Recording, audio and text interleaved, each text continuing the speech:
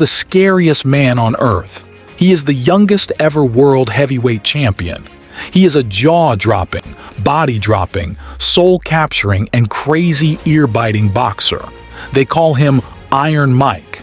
Ladies and gentlemen, please welcome Mike Tyson. Pet tigers, bro.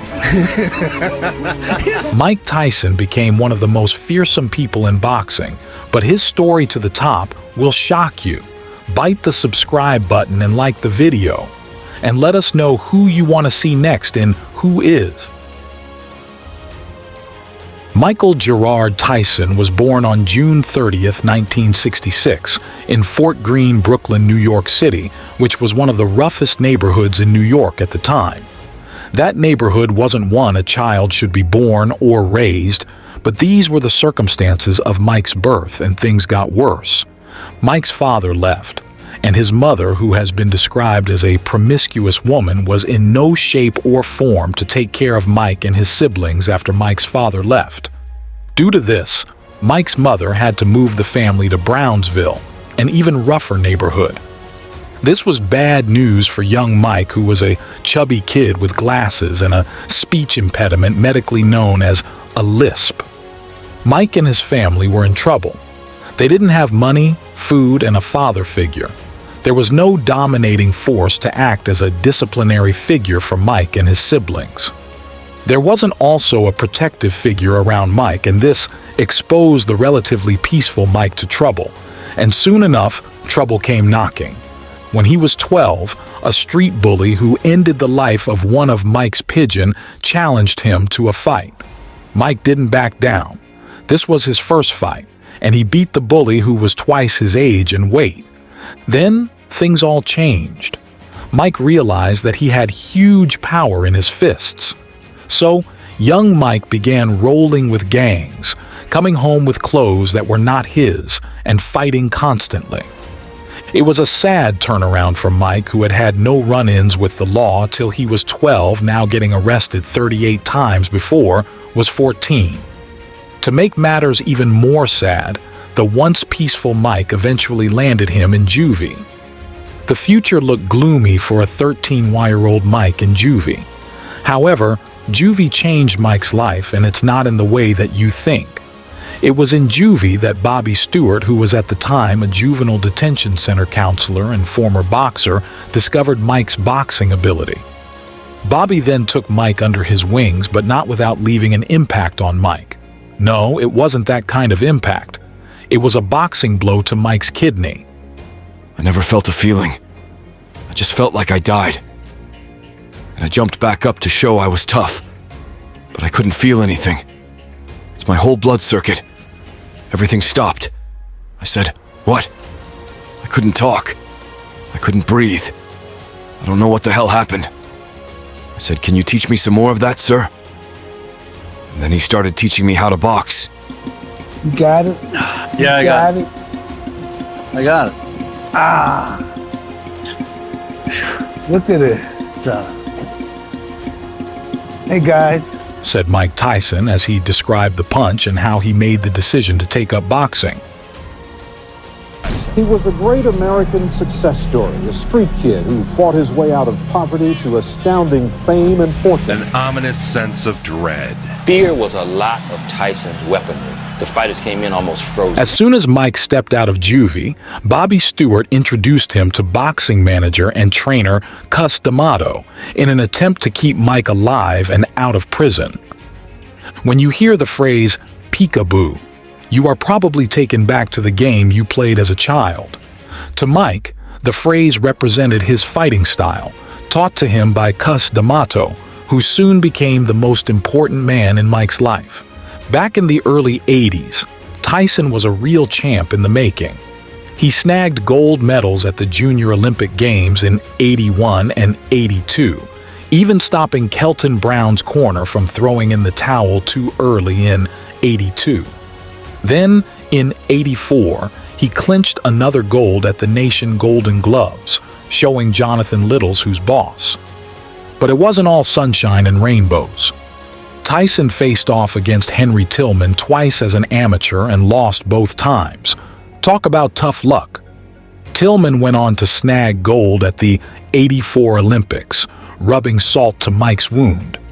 Then Mike was ready for the next step. At just 18 years old, Tyson jumped into the professional ring in Albany, New York, making quite the entrance. However, his big break came on November 22, 1986, when he hopped into the ring with Trevor Berbick for the WBC Heavyweight Championship. Then Mike did it. He won. But he didn't just win. He knocked Berbick out cold in the second round, making history as the youngest heavyweight champ ever, at just 20 years and 4 months old. From there, Tyson's star only rose. He took down James Smith in '87, adding the WBA title to his collection. Then, on August 1st, he outboxed Tony Tucker, snatching the IBF title and becoming the first heavyweight to hold all 3 major belts at once. Tyson Mania was in full swing and the champ was on top of the world, but trouble loomed.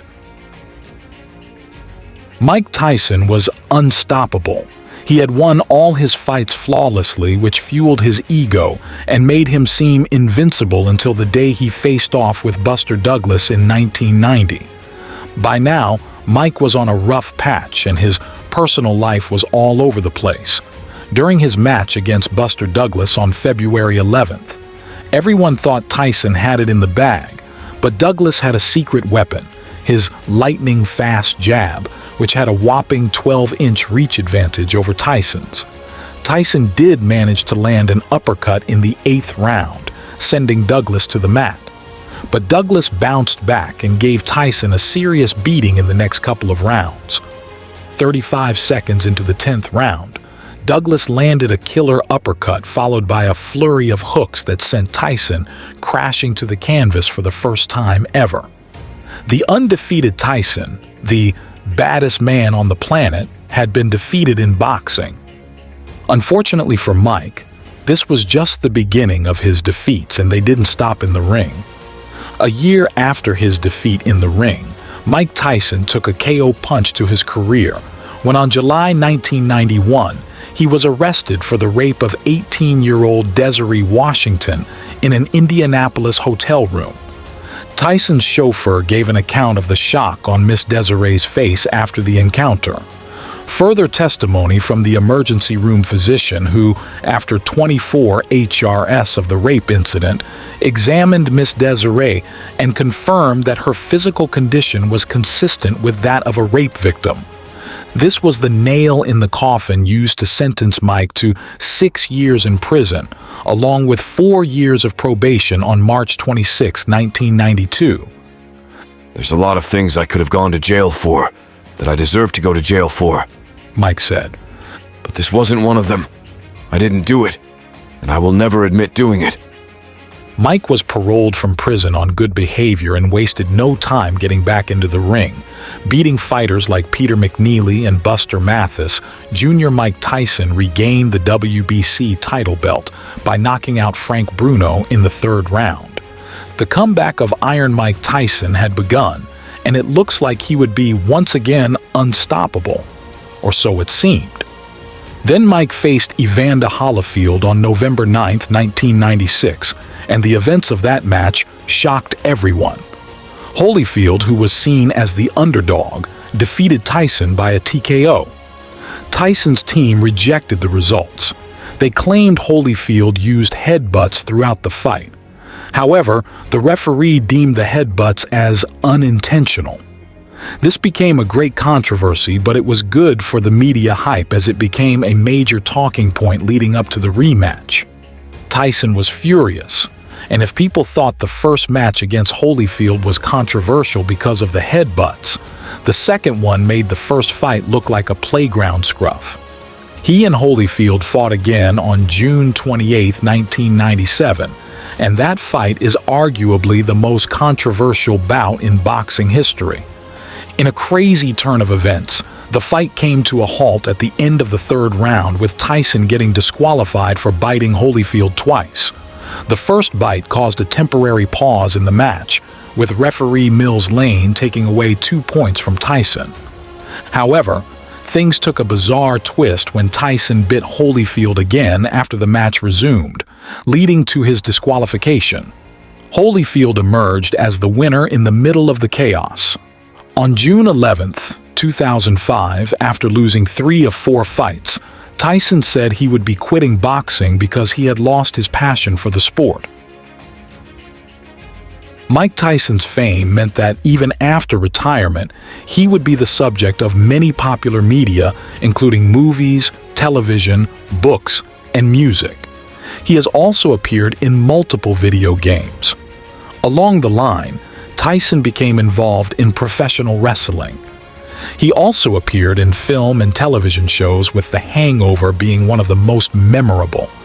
Retirement was not all fun and games for Mike. It gave him time to think on his life and challenges.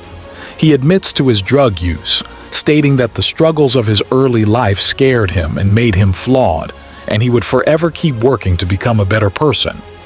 Mike Tyson's impact on boxing is immense and broad, spilling over onto other sports such as wrestling and mixed martial arts. He is an inspiration to many and the motivation behind the achievement of many fighters, but that is not all. The long reach of Tyson soon went beyond sports and into philanthropy. He started the Mike Tyson Care Foundation in hopes of giving back to his community.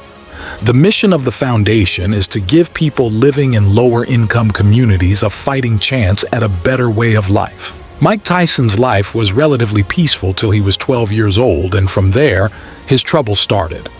What began as a fight between him and his bully catapulted peaceful Mike into a life of chaos and success.